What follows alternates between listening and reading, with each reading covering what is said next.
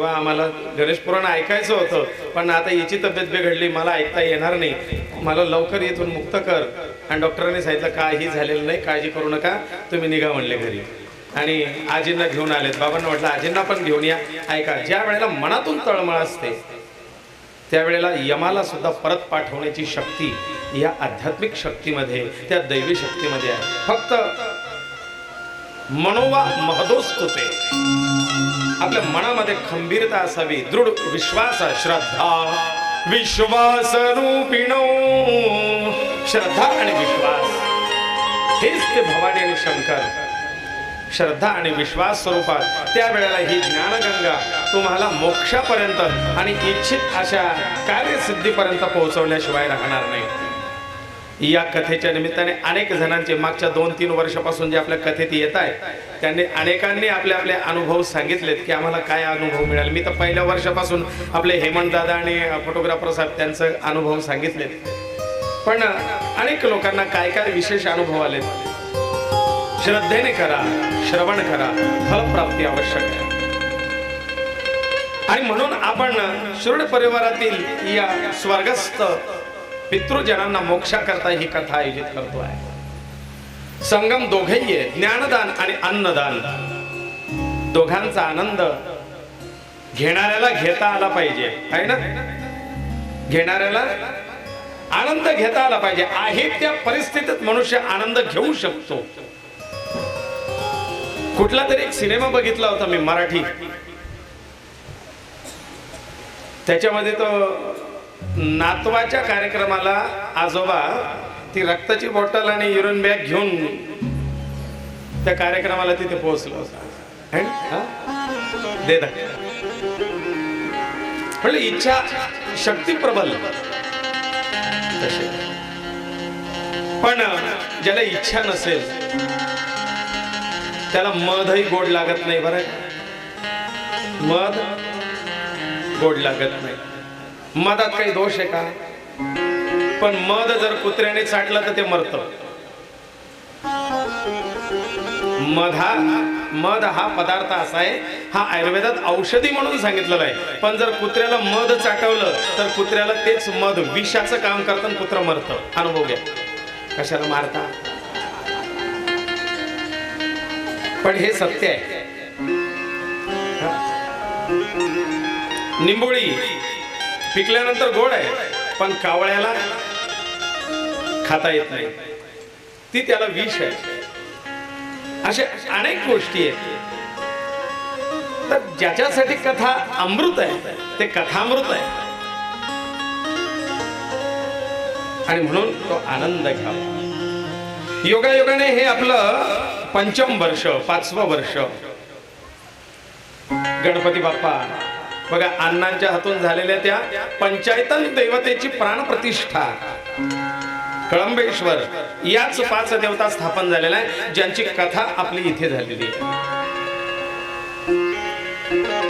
या वर्षी विशेष सगळ्यांना ओढ. या वर्षाचं काय? गणेश पुराण. आम्हाला यायचं बरं का, आम्ही येणार बरं का. बहुतेक जणांची ओढ न जाणो हळूहळू हळूहळू रुची वाढत चालली की काय. 4 लोकांकडनं ते माहीत पडायला लागलं आणि म्हणून ओढ वाढली की काय. पण येण्याची उत्कंठा बहुतेकांना लागली. 5वं वर्ष आहे, 5वी कथा आहे. मागच्या वर्षी नवे दरवर्षी मी तुम्हाला पुराणांच्या बद्दल सांगत असतो. पुराण एकूण किती? 28, 18. हा म्हटलं भूक लागली काय. 18 पुराण. 18 पुराणेषु व्यासस्य वचनद्वयम्.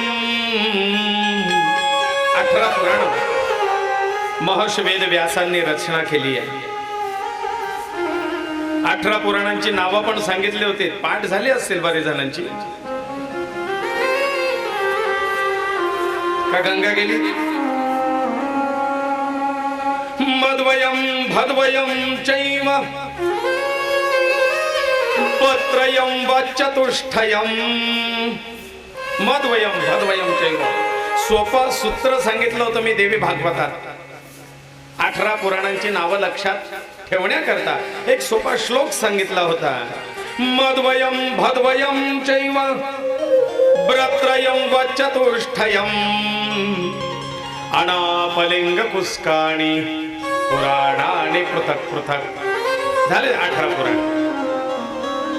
मद्वयम म पासून सुरू होणारे 2 पुराण, मार्कंडेय पुराण आणि मत्स्य पुराण. भद्वयम चैव भविष्य पुराण आणि भागवत पुराण. भ पासून 2 पुराण. ब्रत्रयम व चतुष्टयम. ब्रत्रयम ब्र पासून सुरू होणारे 3 पुराण, ब्रह्मपुराण, ब्रह्मांड पुराण आणि ब्रह्मवैवर्त पुराण. ब्रत्रयम. व चतुष्टयम व पासून सुरू होणारे 4 पुराण, वामन पुराण, वराह पुराण, वायू पुराण आणि विष्णू पुराण. अनापलिंग कुस्काणी अ अग्निपुराण. नारद पुराण. प पद्म पुराण. कु कुर्म पुराण. स्क स्कंद पुराण. अनापलिंग कुस्काणी पुराणानि न ग गरुड पुराण. अनापलिंग ग गरुड पुराण. अनापलिंग कुस्काणी पुराणानि पृथक पृथक. हे 18 पुराण आहे. बर 18 पुराण आपल्याला माहिती आहे, ठीक आहे, पाठ नसतील पण पुराण तर माहिती आहे 18 आहेत. या पुराणाच्या निमित्ताने आमच्याकडे आलेले काही गुरुजी मंडळी, काही आमचे भाचेबा सहज त्यांनी विचारलं, म्हणले हे गरुड पुराण, आपलं गणेश पुराण या 18 पुराणांमध्ये नाहीये. नाव ऐकलं का तुम्ही गणेश पुराण? नाही. मग हे 18 पुराणांमध्ये आलं नाही. ग आलं पण ग पासून गरुड पुराण आलं, मग गणेश पुराण नाही. म्हटलं प्रश्न बरोबर आहे. जिज्ञासू व्यक्ती प्रश्न विचारतो, तुझी जिज्ञासा बरोबर आहे. मग लोकांना फक्त आतापर्यंत 18 पुराण ऐकून होते. या 18 पुराणांचे आणखीन उपपुराण 18 आहेत. मुख्य 18 पुराणांचे उपपुराण आहेत आणि या 18 उपपुराणांना बऱ्याच लोकांना ती माहिती नाही. या उपपुराणांची नावं सांगतात. अन्यानुपपुराणानि मुनिभिः कथितानि तु. मुनींनी वेदव्यासांनी अन्य उपपुराणांची रचना केली आहे आणि ही उपपुराण तुम्हाला सांगतो कोणकोणती आहे. मुख्य पुराण तुम्ही ऐकलीत, आता उपपुराण ऐका. बरं नुसते 18 उपपुराण आहेत का? आणखीनच्या पलीकडे सांगतो 18 उपपुराणांचे उपपुराण पण आहेत. 18 उपपुराणांचे उपपुराणम, उपपुराणांचे उपपुराण. आदिदेवता प्रत्यधिदेवता, चेअरमन, व्हाईस चेअरमन आणि सेक्रेटरी. म्हणजे उपपुराण कोणती आणि उपपुराण कोणती, म्हणजे किती झाले आता एकूण?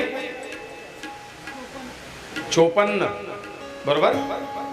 मुख्य पुराण 18 तुम्ही ऐकले. आता उपपुराण आणि उपपुराणांची नावं ऐकून ठेवा. एक विष्णू धर्मोत्तर पुराण.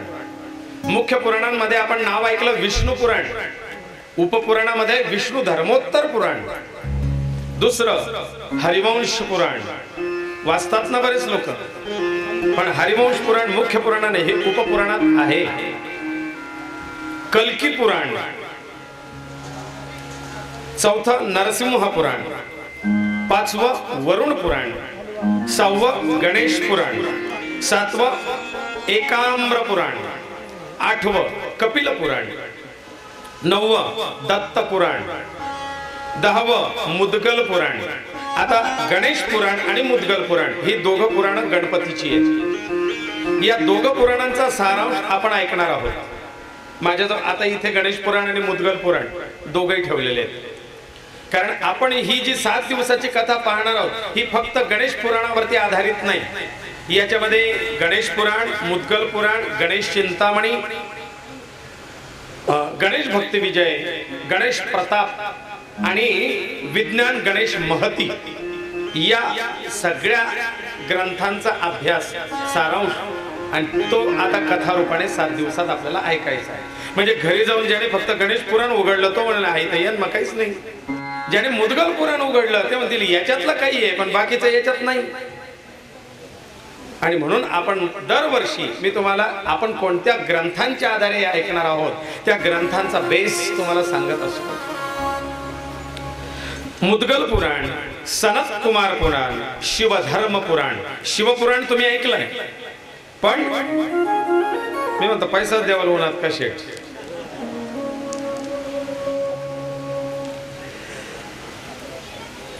हो आता तेच तर ऐकायचं 7 दिवसात.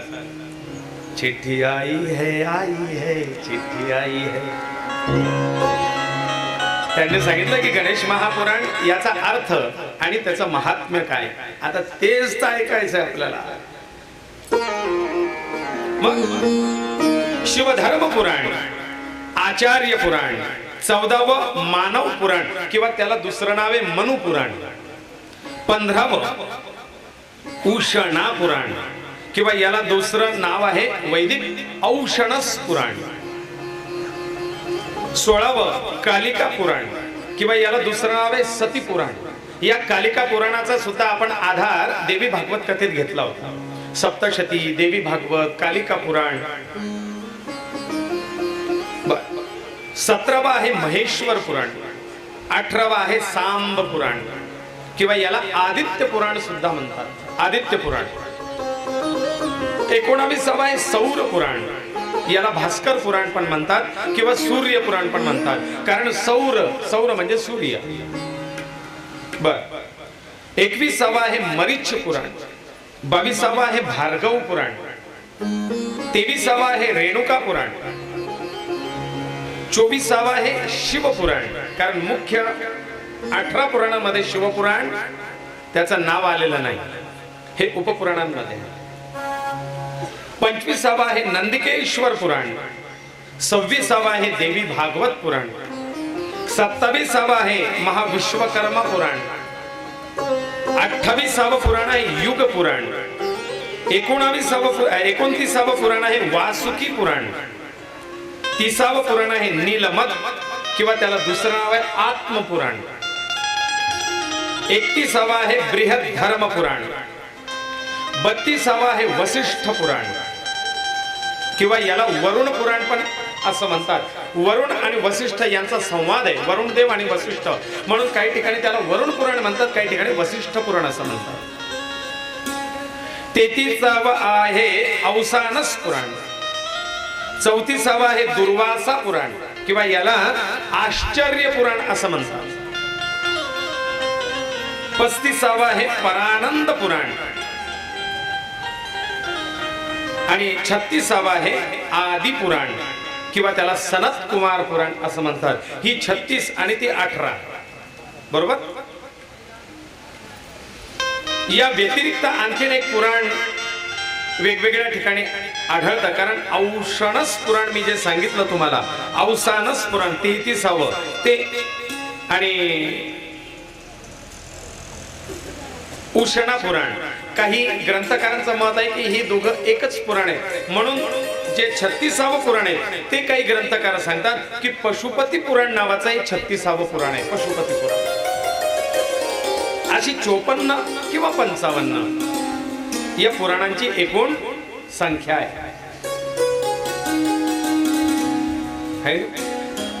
जे एक एक पुराण एक एक वर्षी ऐकायचं म्हटलं तरी साठीची बुद्धी नाठी, आगळं आयुष्य त्याच्यात जाईल. अशा या ब्रह्मज्ञान, तत्वज्ञान, ज्ञानाचा महासागर, ज्ञानाचा भंडार असणारी ही जी पुराण आहेत, या पुराणातून एक विशिष्ट पुराण आपण निवडतोय आणि त्या पुराणाची कथा या ठिकाणी सांगितली जाते.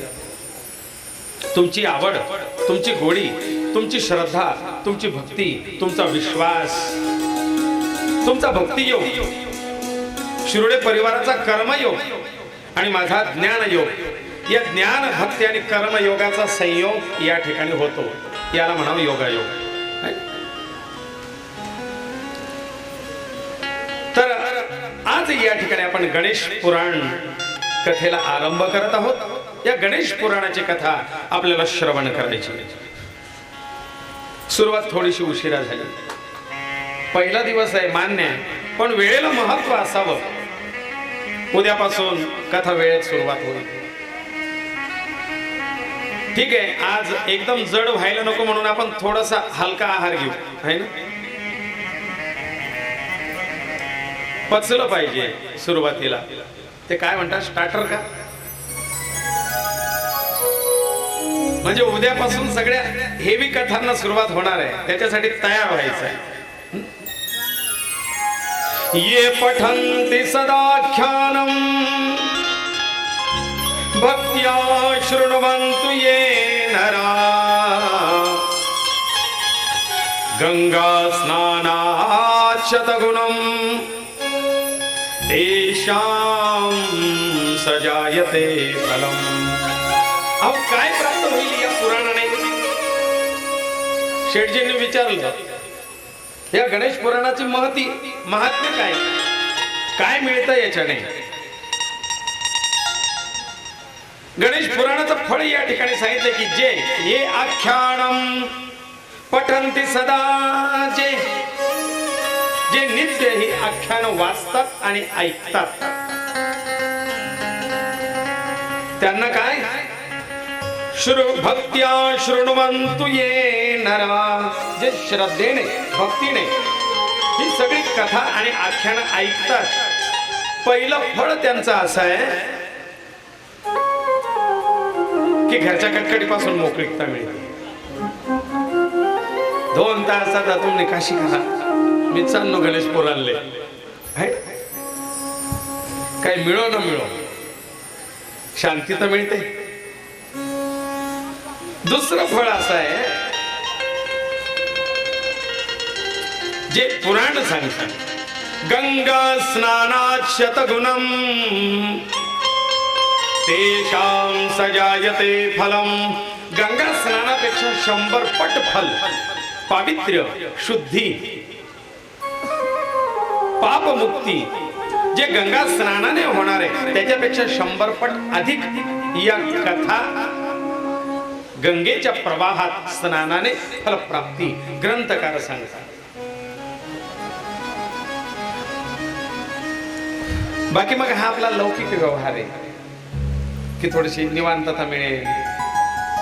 कोणी म्हणतं जाऊ दे घर झोप लागत नाही, तरी जायचं मस्त झोप लागत. कोण म्हणतो आज कधी आणि बाईच घर नाही, मग तटेच जायचं शपल लिहू.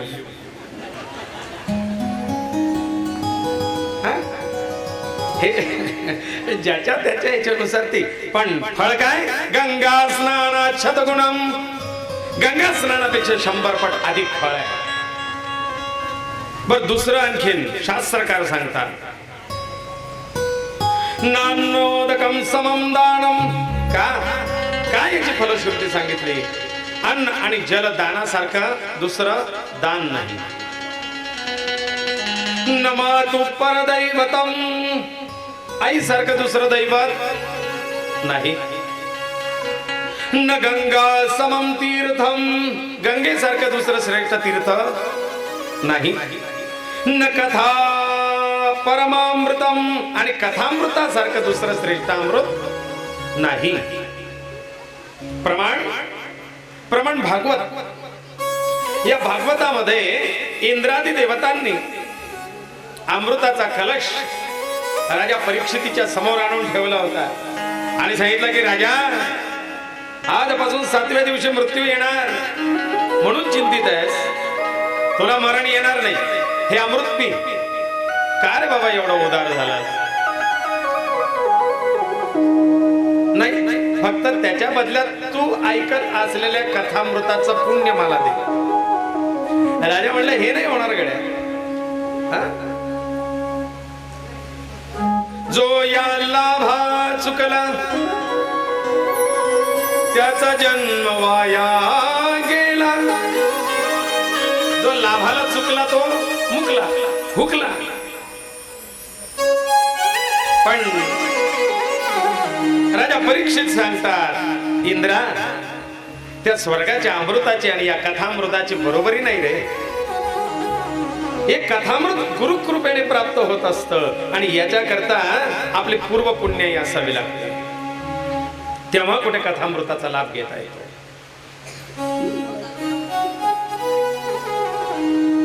तुझ्या योग्य किंवा तू योग्य नाहीस ते कथामृत पाणाला. न कथामृत परमामृतम न कथा परमामृतम. कथेसारखं श्रेष्ठ अमृत नाही. मग अशा या गणेश महापुराण कथामृत आपण पिणार आहोत. गणेश महापुराण कथा ज्ञान सरित आपण स्नान करणार आहोत. सबायाभ्यंतरम शुची, बाह्य आणि आंतर शुची. बाह्य शौच आणि आंतर शौच दोघं शुद्धी गरजेची आहे आणि त्या दोघं शुद्धी या ठिकाणी होणार आहेत. 5 देवतांची कथा याचं एक वैशिष्ट्य आणखी सांगून ठेवतो. कदाचित मी मागे शिवपुराणात सांगितलं होतं पण लक्षात आहे नाही. आद्य गुरु शंकराचार्य यांनी आपल्या हिंदू धर्म संस्कृतीमध्ये कमीत कमी 5 देवांची उपासना करावी असा दंडक घालून दिला. नियमावली आहे ना. जसं वारकरी संप्रदाय आहे तर तुला तुळशीची माळा, एकादशीचं व्रत, पंढरीची वारी, हरिपाठाचं वाचन आहे ना. या गोष्टी कंपल्सरी आहेत, या असाव्या. त्रिसूत्री प्रस्थानतरी सांगितलेली आहे ना. प्रत्येक संप्रदायाची एक प्रस्थानतरी असते. ती काय ही समजून घेतली पाहिजे तर तो संप्रदाय आपण समजून घेतला तर त्या संप्रदायाचे पाईक आपण होऊ शकतो. कारण आपल्याला त्याचा बेस माहिती पाहिजे, कुठल्या आधारावरती. कारण संप्रदाय म्हटला की प्रत्येक संप्रदायाला एक ग्रंथ, एक पंथ आणि एक संत आवश्यक असतात. आणि हे तिघही पाय ज्या संप्रदायाला आहेत तोच खऱ्या अर्थाने टिकून राहतो. एक श्रेष्ठ ग्रंथ आपल्या संप्रदायाला असावा, एक पंथ आपल्या संप्रदायाला असावा आणि एक संत आपल्या संप्रदायाचा असावा, अधिकारी. आणि असे काही संप्रदाय, त्याच्यामध्ये एक श्रेष्ठ संप्रदाय गणपत्य संप्रदाय. या गणपत्य संप्रदायाचा ग्रंथ म्हणजे गणेश महापुराण आहे. गणपत्य संप्रदायाचे ऋषी म्हणजे मुद्गल आहे. आणि गणपत्य हा प्रवाह, हा पंथ आहे, गणेशोपासना. या संप्रदायातले श्रेष्ठ श्रेष्ठ ऋषींमध्ये आताच्या काळात नाव घेतलं जातं ते एका साधूचं, जो या गणपत्य संप्रदायातला श्रेष्ठ साधू होऊन गेला. जसं वारकरी संप्रदायामध्ये ज्ञानोबा तुकोबांपासून चालत आलेली परंपरा, तर आतापर्यंत आताच्या काळातले श्रेष्ठ संत कोणाला म्हणावा? आता नाव काय घेतलं जातं? आळंदी संस्थान ज्या बेसवरती उभं आहे, गुरुवर्य मामासाहेब दांडेकर, जोग महाराज, ही जी मंडळी, मारुती बुवा कुऱ्हेकर, ही जी मंडळी, ही या संप्रदायाचा आताचा पाया आहे, भरभक्कम पाया आहे. मग मोठे बाबा असतील, आधी आधी आता चालत आलेली ही श्रेष्ठ मंडळी. तसं गणपत्य संप्रदायामध्ये आताच्या काळामध्ये होऊन गेलेला एक श्रेष्ठ संत, ज्याला साक्षात गणेशाचं दर्शन झालंय, असा सत्पुरुष ज्याचं नाव गणेशाने आपल्या नावाबरोबर जोडून घेतलेलं आहे. सांगा बरं कोण?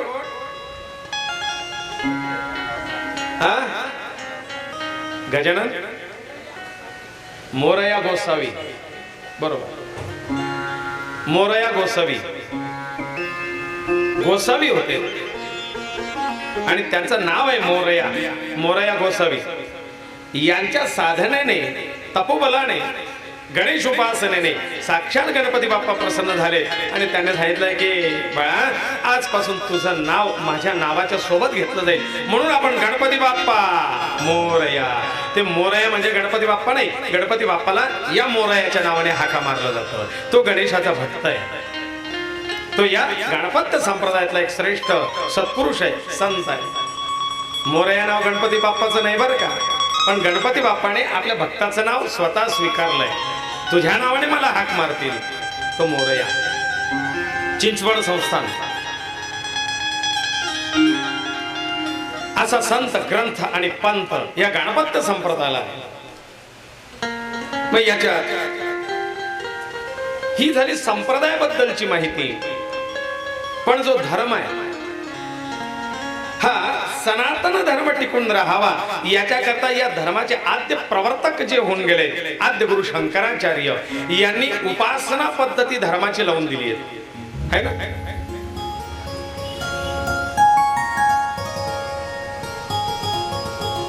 प्रत्येक धर्माचे जे आद्य गुरु होऊन गेले त्यांनी आपल्या धर्माची एक सुसूत्रता ठरवून दिली. याप्रमाणे आपल्या धर्माचं आचरण झालंच पाहिजे, याचे नियम नको. मग हा जो हिंदू धर्म संस्कृती सनातन धर्म आहे, या सनातन धर्म संस्कृतीमध्ये आद्य गुरु शंकराचार्य सांगतात की कमीत कमी प्रत्येकाच्या घरात या 5 देवांची उपासना झालीच पाहिजे. आदित्यं गणनाथं च देवीं रुद्रंश्च केशवं पंचदैवतमिति प्रोक्तम् सर्वकार्येषु सर्वदा. काही जण सांगतात आदित्यं अंबिका विष्णुं गणनाथं च महेश्वरं पंचयज्ञ परो नित्यं गृहस्था पंचपूजये. गृहस्थाश्रमी व्यक्तीने या 5 देवतांची पूजा नित्य करावी. मग 5 देव कोणता? महाराज आमनगर पोऱ्याला लगीन होतं तेव्हा आम्ही 5 देव घडाई. कोणते रे बाबा? एक उंटवर बसेल देवी, एक वाघवर बसेल देवी, एक दैत्यावर बसेल देवी, खंडोबा आणि भैरोबा. मग एवढे का बरं? आणि मग 5 पुरा करायला होता. सोनार काका म्हणे मग या लई जा, 5 पुरा होई जाते. 5 देवतांची उपासना घराघरात असावी. पण त्या पंचदेवता कोणत्या असाव्या? आद्य गुरु शंकराचार्य सांगतात आदित्यं अंबिकां विष्णुं. आदित्य म्हणजे सूर्यनारायण. रोज सूर्यनारायणाची पूजा झालीच पाहिजे. घरात भले प्रतिमा नसेल पण रोज सूर्यनारायणाला.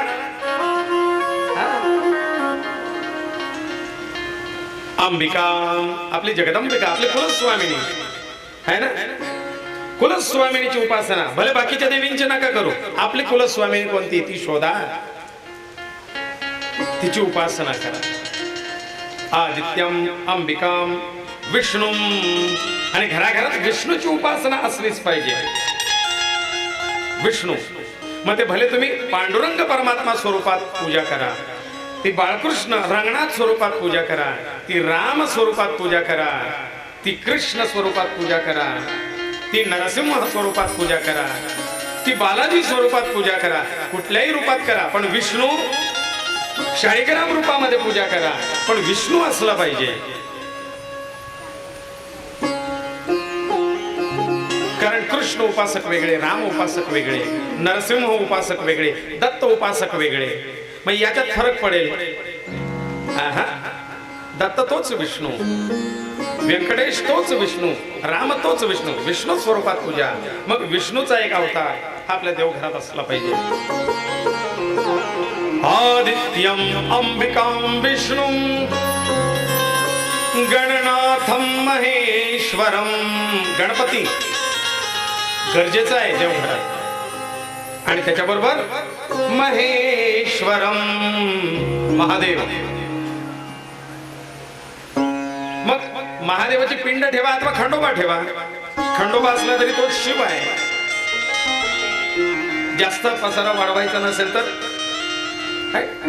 पण या पंचदेवता किंवा शिवाची पूजा केली तर खंडोबा आलाच. या पंचदेवता कमीत कमी प्रत्येक घरात असाव्यात. आणि ही पंच उपासना असावी. का मागेही सांगितलंय आणि विषय येईल तसं सांगेल की या पंचदेवता का गरजेच्या. प्रत्येक या धर्म मानणाऱ्या, पूजणाऱ्या, जपणाऱ्या, उपासना करणाऱ्या, अर्चना करणाऱ्या व्यक्तीने या पंचायतन देवतांची उपासना करावी. त्या पंचायतन कळंबेश्वरला स्थापन केलेलं आहे. आणि त्याच पंचायतनाची कथा आहे. हा फार योगायोग आहे. ठरवून नाही झालेला हा सगळा विषय, योगायोगचा.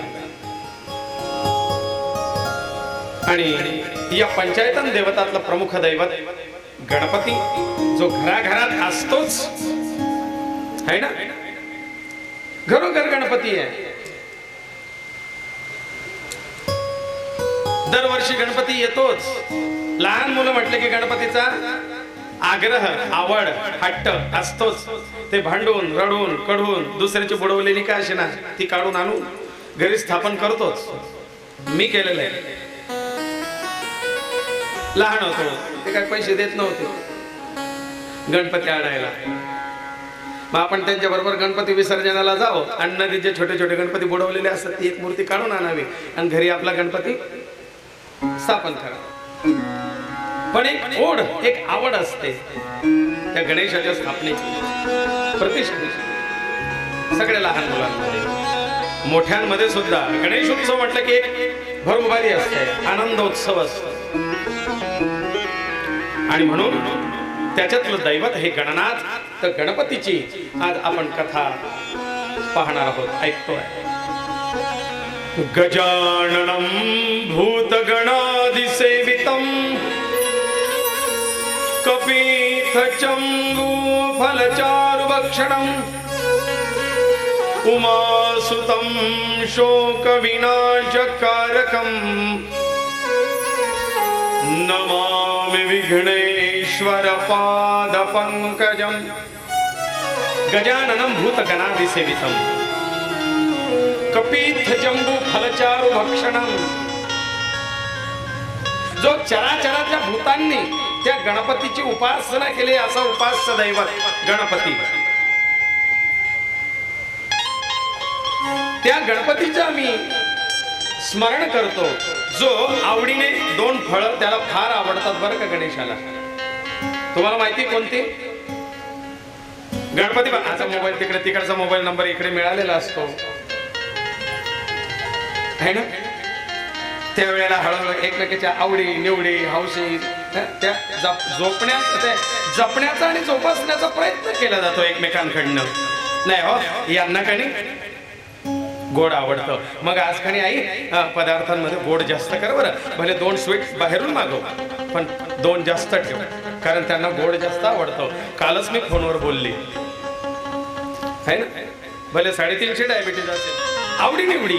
मग तो जर माझा गणनाथ आहे, त्याचं चरित्र समजून घ्यायचं आहे, तर त्याच्या आवडी निवडी पण आपल्याला समजावं. आणि आपण ज्या वेळेला आपल्या इष्टाच्या, आपल्या आराध्याच्या आवडी निवडी समजून त्याप्रमाणे त्याची उपासना करतो ना, ती लवकर फलद्रूप होते. तो लवकर कृपा करतो. पण समजून घेतलं पाहिजे त्याला काय आवडतं, त्याला काय हवं, त्याला काय नको आहे. आमची बरीचशी कथाकार मंडळी म्हणते पब्लिकला काय हवं तेच आम्ही देतो.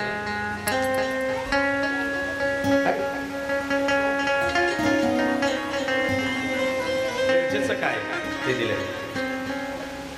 आमचे पाटील डॉक्टर आले, लहानपणापासून त्यांच्या इंजेक्शन. डॉक्टर साहेब, आजारी पडल्यानंतर माझी आई सुद्धा, जी फार मोठ्या आजाराची पेशंट होती, फुफ्फुस पंक्चर होती तिची, नरेंद्र सरांकडे जा नाहीतर अभिषेक सरांकडे जा, आणि आमचे डॉक्टर साहेब तिथे पेटी घेऊन खिडकीमध्ये त्यांचं व्हिजिट रोज असते. त्यांचा एक नियम आहे, खोटं वाटलं तर खडक्याला कधीही जाऊन कोणत्याही गल्लीत लपून बसा. ते मोटरसायकलीवर जाताना, ती पेटी घेऊन जाताना त्यांचा हरिपाठ आणि नामस्मरण सतत चालू असतं. त्याच्यामुळे ते पेशंटला इंजेक्शन देताना सुद्धा नामसंकीर्तन सांगितलंय. ते भिनलं पाहिजे. माझ्या आराध्याला कसं आवडतं तसं मी राहिलं पाहिजे. माझ्या आराध्याला कसा गंध आवडतो, माझ्या आराध्याला गळ्यात काय घातलेलं आवडतं, माझ्या आराध्याला वेश कसा आवडतो, माझ्या आराध्याला नैवेद्याला खायला काय आवडेल,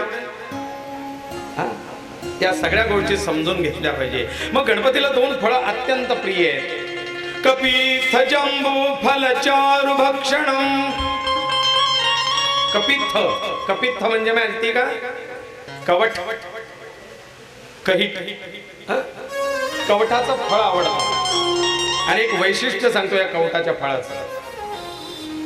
का गणपती बाप्पाला कवट आवडतात? कारण कवट हे हत्तीचं आवडीचं फळ आहे.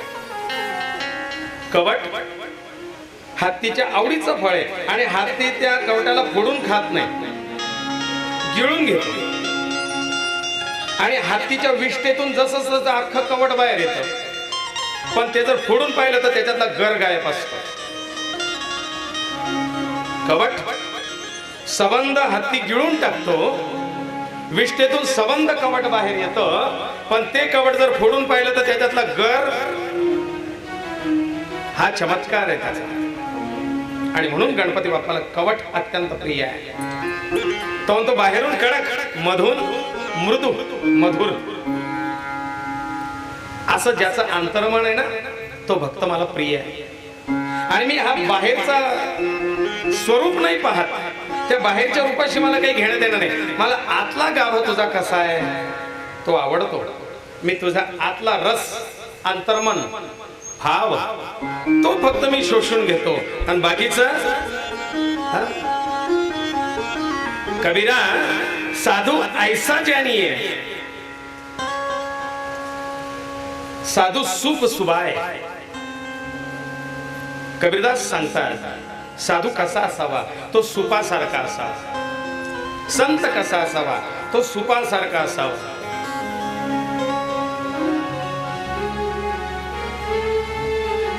कथा, कीर्तन, प्रबोधन किंवा शिष्याच्या जीवनात काहीतरी कल्याणाचं मार्गदर्शन करताना गुरूंनी, कथाकारांनी, आचार्यांनी, संप्रदायाच्या प्रमुखांनी कसं असावं म्हणले. कबीरदास सांगतात, सूप सुभाय. तुमचं कर्तव्य सूप होणं आहे. मग काय करतं सूप? म्हणजे सार सार ग्रहिले चौथा. तो जसा तो काळी कचरा बाहेर काढून टाकतो आणि फक्त त्याच्यातला सार काढतो. कल्याणार्थ समोरच्याला त्याचा सार हा आवश्यक आहे. गणपती बाप्पा जसं त्या कवटातला गर काढून घेताय, त्याचा अंतर्मन काढून घेताय, बाह्य कवच कडकपणा सोडून दे. तसं डॉक्टरांचं उदाहरण मी एवढ्या करता सांगितलं, त्यांनी ज्या दिलेल्या गोळ्या आहेत त्या कडू आहेत. तो मला नाही कडू आवडत बा, आपण नाही घेणार हे औषध. डॉक्टरचा मला गोड गोळ्या द्या ना. कसल्या? जेम्सच्या. त्याच्याने बरं वाटेल नाही. ज्योतिर्वैद्यो निरंतरम, शास्त्र असं सांगतं. ज्योतिर्वैद्यो निरंतरम. ज्योती म्हणजे जो दुसऱ्यांना प्रकाशित करतो त्यांनी, आणि वैद्य यांनी या गोष्टीचं भान किंवा या गोष्टीचं अवलंबन करणं गरजेचं आहे. काय की कडू दिल्यानेच त्याचं हित होणार आहे. गोडने नाही हित होणार. गोड उलट जंत वाढवतो पोटात. आणि म्हणून कपिथ जंबू फल चारु भक्षणम. दुसरं फळ सांगितलंय. कपित तर पहिलं ऐकलं, दुसरं जंबू गुलाबजांबू काहीतरी. हा, कोणी गुलाबजामुनला गुलाबजांबू म्हणता ना, म्हणून म्हटलं कदाचित तुम्हाला तेच वाटलं असेल. जंबू जांभूळ हे पण फळ अत्यंत प्रिय आहे बरं. जांभूळ या फळाची उलटी दशा आहे ना. जांभूळ हे फळ झाडाला उलट लागतं म्हणतात. बघितलंय काय, आपल्या आजूबाजूचा निसर्ग खूप काही सांगतो, आपल्या आजूबाजूच्या गोष्टी खूप काही सांगतात. त्याचं निरीक्षण परीक्षण, त्याच्यावरती विचार, त्याच्यावरती चिंतन, त्याच्यावरती मनन हे करणं गरजेचं आहे. सगळी फळं अशी, आणि ते जांभूळच एक असं उलट का लावून दिलं देवाने, आणि ते जांभूळच इकडे गणपती बाप्पाला प्रिय आहे. फार आहे तेव्हा समजून घेण्यासारखे तत्व. या जांभूळाची सुद्धा फार सुंदर कथा आहे. का ते फळ असं उलट आलं आणि ते गणपती बाप्पाने इकडे का त्याला स्वीकारलं? कारण आजकाल लोक जांभूळ दाराशी सुद्धा लावायला लावत नाही, भीतात. उमा सुतम शोक विनाशकारकम. तो शोक दुःख दैन्य दूर करणारा उमासुत विघ्नहर. नमामि विघ्नेश्वर पाद पंकजम. त्या गणेशाला वंदन करून मुख्य कथेकडे आपल्याला वळण घ्यायचं आहे. कारण हा गणपती बाप्पा बघा, कुठलंही कार्य घरात प्रवेश करायचा असेल तर आधी दारावर गणपती आहे, आधी त्याचं दर्शन, मग घरात प्रवेश. दारावर का? कारण तो बाहेरून येणाऱ्या दुष्ट विचारांना, दुष्ट शक्तींना त्या दाराच्या बाहेरच ठेवतोय. तो त्या ठिकाणी द्वारपालाचं कार्य करतोय, रक्षकाचं कार्य करतोय. हा गणपती बाप्पा सुख करणारा आहे. हा गणेश दुःख हरणारा आहे. सुखामध्ये दुःखामध्ये दोघही ठिकाणी सहाय्यकृत असा हा गणपती आहे. विघ्नांचा नाश करणारा आहे, आपत्ती दूर करणारा आहे. मंगल प्रसंगी सुद्धा गणपतीची पूजा आहे. आणि कोणी गेल्यानंतर सुद्धा शुद्धी करता केला जातो तो गंधमुक्ती विधी, तेव्हा सुद्धा गणपतीची पूजा आहे. तंत्रशास्त्रात तांत्रिक लोक सुद्धा गणेशाची उपासना करतात. त्याला हरिद्रा गणेश उपासना, उच्छिष्ट गणेश साधना, ही तंत्रशास्त्रातली गणेश उपासना आहे. हरिद्रा गणेश आणि उच्छिष्ट गणपती साधना, तांत्रिक साधना. ही तंत्रशास्त्राची देवता पण आहे गणपती. हा रूप पहा तुम्ही, गणपतीच्या रूपांमध्ये काही अशी उग्र आणि भयंकर रूप आहेत. आपण हा असा पहिल्यांदा बघितला. गणेशाची जी पाहिलेली नाही ती रूप तुम्हाला या तंत्रशास्त्रात पाहायला मिळतील. रागवलेला, उग्र, हातात वेगवेगळ्या प्रकारचे शस्त्रास्त्र घेतलेला, मर्दन करणारा, सिंहावर बसलेला, हा एक गणपती बाप्पा आहे. दिसतो का? हा गणपती बाप्पा मी आधी, पण मग कोणी सांगितलं आम्हाला कधी तो गणपतीचा फोटो नाही आवडला, मग दुसरा टाकायचा. चला, सगळ्यांच्या विनंतीला मान देऊन हे छोटे गणेश आलेत, सुंदर आहेत है ना. पण घेतलेला फोटो काहीतरी वैशिष्ट्य सांगतो. काहीतरी टाकलं इकडे बा. मी शिवपुराणाच्या वेळेला सुद्धा तुम्हाला प्रश्न केला होता की पहिल्या दिवसापासून या फोटोमध्ये तुम्हाला काय जाणवतं हे मला शेवटच्या दिवशी सांगा. प्रत्येक कथेचा फोटो एक आगळा वेगळा असायचा, त्याच्यातलं चैतन्य, त्याच्यातलं तत्व हे वेगळं असायचं. तसं या कथेसाठी निवडलेला फोटो हा होता. पण पाहण्याचा दृष्टिकोन वेगवेगळा असतो. कदाचित मला हा आवडला तर सगळ्यांना आवडेल असं नाही, पण हा आवडीचा विषय नाही. हा रहस्य गणपती आहे. याच्यात बरच रहस्य आहे. काय वाटतं हो तुम्हाला याच्याकडे पाहून? हा साधा गणपती आहे, याला 4 हात नाहीये बरं का, याला 2 हात आहेत. या गणपती बाप्पांचा बघा चेहरा अगदी शांत आहे, स्थिर आहे. व्यवस्थित निरखून पाहिलं तर या गणपती बाप्पांच्या हातात एकही शस्त्र नाही. एक वरद हस्त आहे आणि एका हातात कोणाला लाडू दिसत असेल, कोणाला मोदक दिसत असेल, पण तो लाडू आणि मोदक नाही, प्रकाशाचा एक गोळा आहे, एक प्रकाशपुंज त्याला आपण म्हणू. तो प्रकाशपुंज हातात घेतलेला आहे. व्यवस्थित निरीक्षण केलं तर या गणपती बाप्पांचे वस्त्र कपडे पातळ नेसलेल्या सारखंही वाटतात आणि पितांबर सोहळं घातलेलेही वाटतात. मग हे गणेश हे अर्धनारी नटेश्वर स्वरूपातले गणेश आहे. हे गणेश घेण्याचं कारण सांगतो. हे अर्धनारी नटेश्वर गणेश आहे. शांत मुद्रा आहे. कुठल्याही प्रकारचं शस्त्र हातात नाही, म्हणजे युद्धासाठी आणि वाईट उद्देशाने नाहीये. यांच्या समोरही आणि यांच्या जवळही शांत भाव आहे आणि स्थिर भाव आहे. म्हणजे कुठेतरी स्थिर वातावरणात आणि शांत वातावरणात, आनंदमय वातावरणात ते त्यांना शस्त्राची गरजच पडली नाही. म्हणजे तिथे कुठेही दुष्ट शक्ती नाहीत. त्यांच्या मागे ओंकार आहे. म्हणजे सगळं निर्विकल्प अवस्थेमध्ये असताना स्थिर अवस्थेतले ते गणपती आहेत. त्यांचं मन शांत आहे. स्त्री आणि पुरुषाची वस्त्र धारण केलेले, म्हणजे हा स्त्री पुरुष तत्व स्वरूपातला गणपती आहे. आविर्भूतांच सृष्ट्यादौ प्रकृते पुरुषात् परम.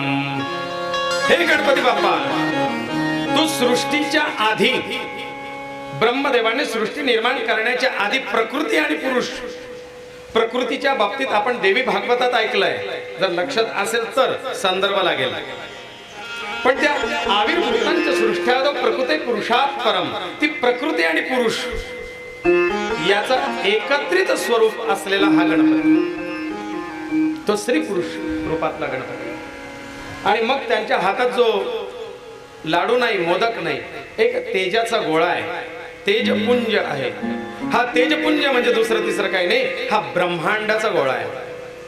त्या ब्रह्मांडाशी लीलाया खेळताना या ब्रह्मांडाचा विस्तार करणं आणि या विचारामध्ये असलेला हा गणपती बाप्पा आहे. हा सृजनाचा कारक गणपती आहे. हा निर्मितीचा कारक गणपती आहे. हा जनरेटर आहे, जनरेटर गणपती. तो ऑपरेटर गणपती. आणि काही ठिकाणी उग्र स्वरूपात जे असतात ते डिस्ट्रॉयर. हा जनरेटर, सृजक, निर्मितीचा कारक, पुनर्जीवनाचा कारक. मग अशी अनेक रूपं आपल्याला पाहायला मिळतील. या गणेशाची रूपं अनेक आहेत बरं का. याला कोणी सुख करता म्हणतं, कोणी दुःख हरता म्हणतं, कोणी मोरया म्हणताय, कोणी एकदंत म्हणताय, कोणी लंबोदर म्हणताय.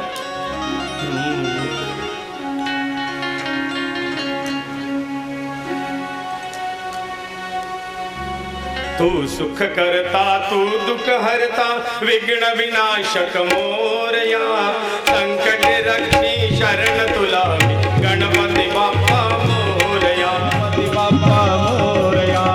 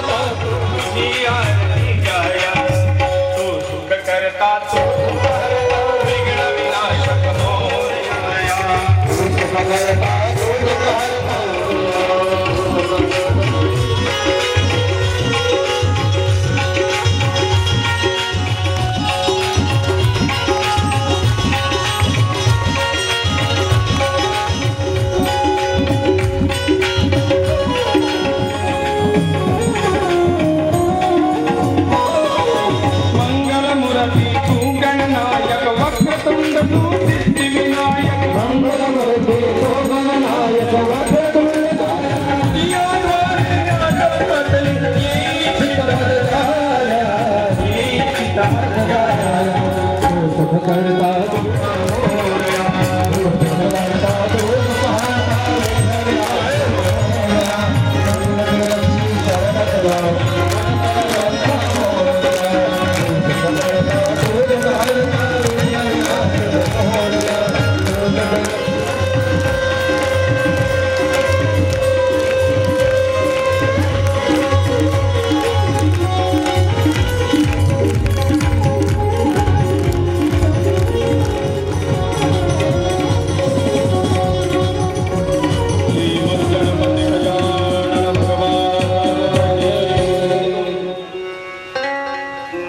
चरण घेतले. ओम नमो आद्या वेद प्रतिपाद्या. त्या ओंकाराला जो आद्य आहे, आदी सुरुवात आरंभ, ज्याचा ओंकार स्वरूपात आहे त्याला उद्देशून म्हणतात ओम नमो आद्या वेद प्रतिपाद्या. ज्या वेदांनी ज्याचं प्रतिपादन केलं आहे, वेदांनी ज्याचा गौरव केलेला आहे, तो ओंकार रूप माझा आद्य.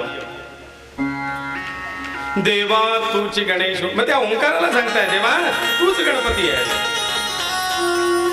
देवा तूची गणेश, तुझं कार्य काय? सकलार्थ मत प्रकाशू, सगळ्यांना शुद्ध मती दे. आराध्य मोरेश्वरा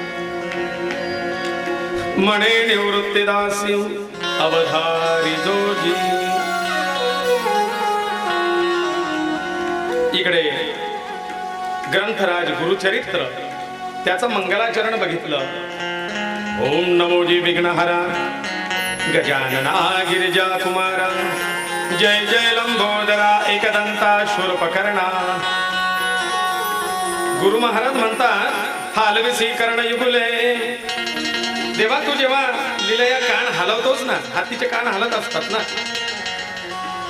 देवा तू काय हालविसी कर्ण युगुले, हे थोडी जो का वारा उसळे, त्याचा जो हवा लागते, वारा लागतो, त्या हवेनेच त्याचे निवाते विघ्न दूर पळे.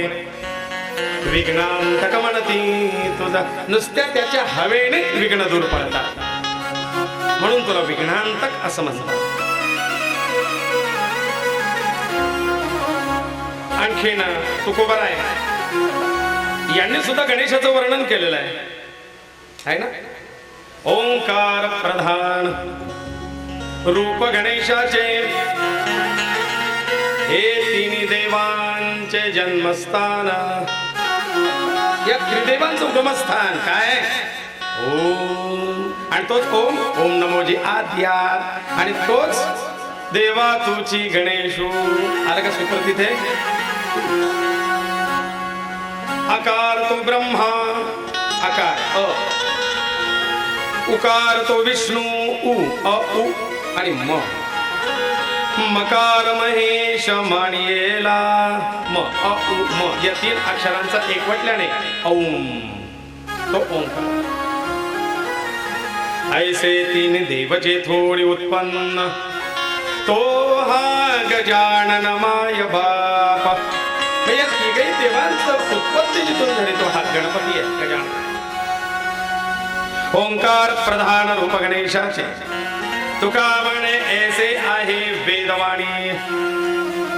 ही वेदवाणी आहे, वेद प्रतिपाद्या. माऊली पण म्हणतात वेदांनी ज्याचा गौरव केलाय, तुकोबर आहे तेच म्हणतात ऐसी आहे वेदवाणी. पहावी पुराणी व्यासाची या. वेद नाही समजत मला, मग पुराण पहा उघडून, त्याच्यात सुद्धा या गणेशाचा ओंकार म्हणून गौरव केलाय. आणि तो ओंकार रूपात आहे, निर्गुण. या निर्गुणाची उपासना सगळ्यांना शक्य नाही, म्हणून तो गणेश सगुण साकारामध्ये अवतरला. तो कसा, कुठे, केव्हा, किती रूपात, हे सगळं आपल्याला या 7 दिवसात जाणून घ्यायचंय. आणि म्हणून जो श्री गणेशा केला जातो ना, बघा, श्री गणेशाय नमः. कुठली पोथी उघडा, पुस्तक उघडा, कारण या शब्दाला कार्यारंभ वाचकत्व प्राप्त झालेलं आहे. श्री गणेशाय नमः. कुठल्याही कार्याला आरंभ या शब्दाच्या वाचनाने करावा. ही वेदांनी पुराणांनी ग्वाही दिली आहे. याला कार्यारंभ वाचकत्व असं म्हणतात. हा गणेश फक्त आपल्या 40गाव मध्ये का, जळगाव जिल्ह्यात, महाराष्ट्रात, कान्ह देशात, प्रांतात, राष्ट्रात, देशात, फक्त भारतात नाही, कंबोडियाला जा, तिथे सुद्धा एक पुरातन गणेश मूर्ती आहे. काही काही देशांच्या तर चलनावरती गणपती बाप्पाच्या मूर्तीचा ठसा आहे. चलन त्याच्यावरती गणेशाचं चिन्ह आहे. हजारो वर्षांच्या पुरातन मूर्त्या विदेशात सापडलेल्या आहेत, हजारो वर्षांपूर्वीच्या. मग ते तिकडे गणेशाचं उपासना पद्धती अस्तित्वात होती असं म्हणा, की तिकडच्या लोकांनी भारतातून चोरून नेलं असं म्हणा, पण हजारो वर्षांपूर्वी सुद्धा गणेश उपासना ही होतीच. आणि अशा या गणेशाचं हे जे आपण चरित्र ऐकतोय, याला बेस मी गणेश लीलामृत, गणेश भागवत, गणेश पुराण, मुद्गल पुराण, गणेश प्रताप, गणेश भक्ती विजय आणि चिंतामणी विजय या ग्रंथांचा प्लस एक राहिलाय विज्ञान गणेश महती. या सगळ्या ग्रंथांचा सारांश हा आपल्या पुढे या 7 दिवसात घेणार आहे. या ग्रंथांमध्ये गणेशाच्या बद्दल वेगवेगळे जे काही चिंतन केलंय, ते प्रत्येक ग्रंथकाराचं वेगवेगळं मत काय, सगळ्या सारख्या सारख्या गोष्टी असेल त्याच हे करायच्या, वेगळं काय घेता येईल आपल्याला, याच्यात काय रत्न आहे, त्याच्यात काय रत्न आहे, ती जमा करायची आणि ती उपासना पद्धती तुमच्या समोर द्यायची. महाराष्ट्रात तर गणपती उत्सव म्हटला की मोठ्या प्रमाणात कलौ चंडी विनायक शास्त्र प्रमाणे त्याला शास्त्र असं सांगतं की कलियुगामध्ये कलौ चंडी विनायक, कलियुगात चंडी आणि विनायक या 2 देवतांची उपासना मोठ्या प्रमाणात होणार आहे ना. मग गणेशोत्सव आणि नवरात्रोत्सव याच्या व्यतिरिक्त उत्सव आणि याला जास्त जोर येतो आहे की नाही. 10 दिवसाचा पार्थिव गणेशोत्सव हा मोठ्या प्रमाणामध्ये ठिकठिकाणी गल्लोगल्ली घरोघरी साजरा होतो. घराघरात गणपती आहे, पण तरी सुद्धा गल्लोगल्ली गावोगावी गणपती आहेत. आणि दुर्गा उत्सव म्हणजे नवरात्र, दुर्गा उत्सव, हे 2 उत्सव कलियुगामध्ये मोठ्या प्रमाणात होतील. पण कलीचा प्रभाव सुद्धा त्या ठिकाणी राहील. तो हिडीस पद्धतीने साजरा करण्याची पद्धत आली आहे. त्याचं सादरीकरण, त्याचा उत्सव चुकीच्या पद्धतीने व्हायला लागला आहे.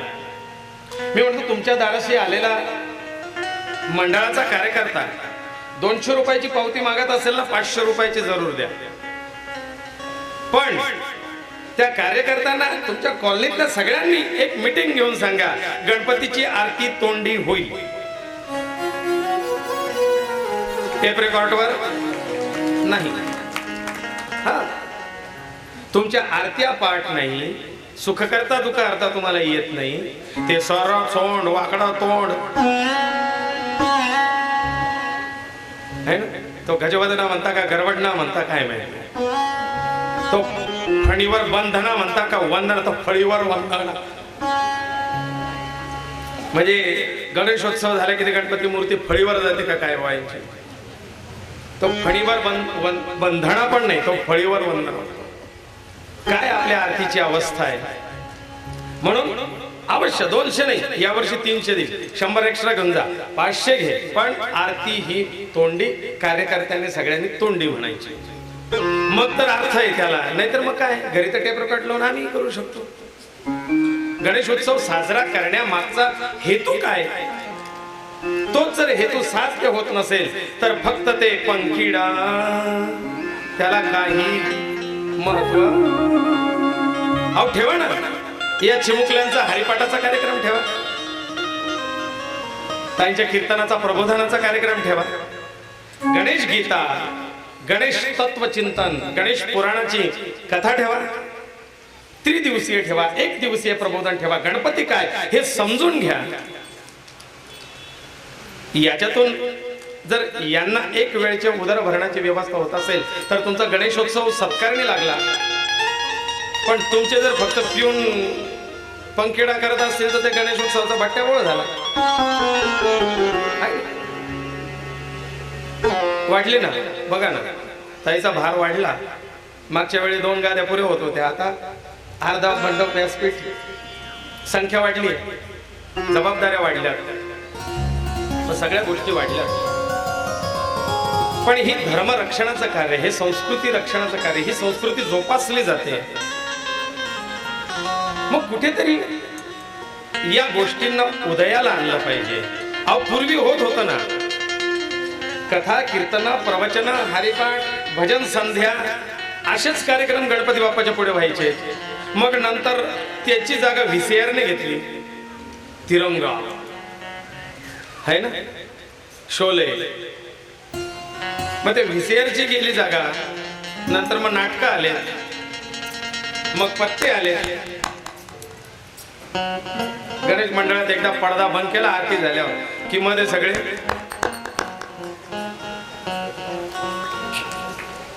हा गणेशोत्सव नाही. गणेशोत्सवाचं महत्व, त्याचं कारण, त्याचा हेतू लक्षात घ्या आणि उत्सव करा, चांगल्या पद्धतीत करा. आपणही त्याचं अंगीकारा आणि इतरांना